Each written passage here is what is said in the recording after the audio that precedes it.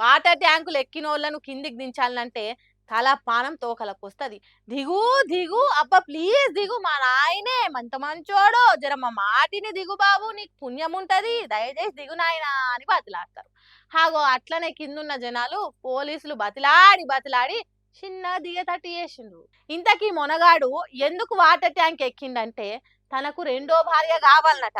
అవును, మీరు ఇన్నది నిజమే. ఆ రెండో భార్యను కూడా కిందున్న పోలీసులు ఎంకులాడి తీసుకొని రావాలన్నట. గమ్మతున్నది కదా ముచ్చట. ఒక్క పెళ్ళాన్ని చేసుకొనే పడరాని పాటలు పాడుతున్నాం. నువ్వు రెండో దాన్ని తెచ్చుకొని ఏం ప్రశాంతంగా బతుకుతావురా? ఇంకో భార్య కావాలని ఇప్పుడు వాటర్ ట్యాంక్ ఎక్కినావు. కానీ ఆ రెండో భార్య వచ్చినాక కూడా ఇదే వాటర్ ట్యాంక్ ఎక్కి సచ్చే పరిస్థితి వస్తుందని కొంతమంది అనుకుంటున్నారు కావచ్చు కదా.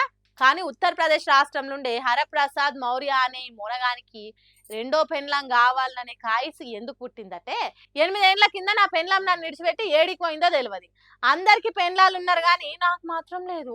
కాబట్టి పబ్లిక్ ఏం చేస్తారో ఎట్లా చేస్తారో నాకు తెలియదు కానీ పెండ్లాన్ని తెచ్చియాలని మొండికేసి వాటర్ ట్యాంక్ ఎక్కిండట. మీరు కనుక వద్దు కుదరది అంటే ఇక్కడ నుంచి దుంకుతా అని బెదిరించిండట. అంతలమే పోలీసులు కూడా చేరుకొని సర్ది చెప్పి నచ్చ చెప్పి చిన్న కిందికి దించి అడిగితే హరిప్రసాద్ బాధ అంతా చెప్పుకున్నాడట.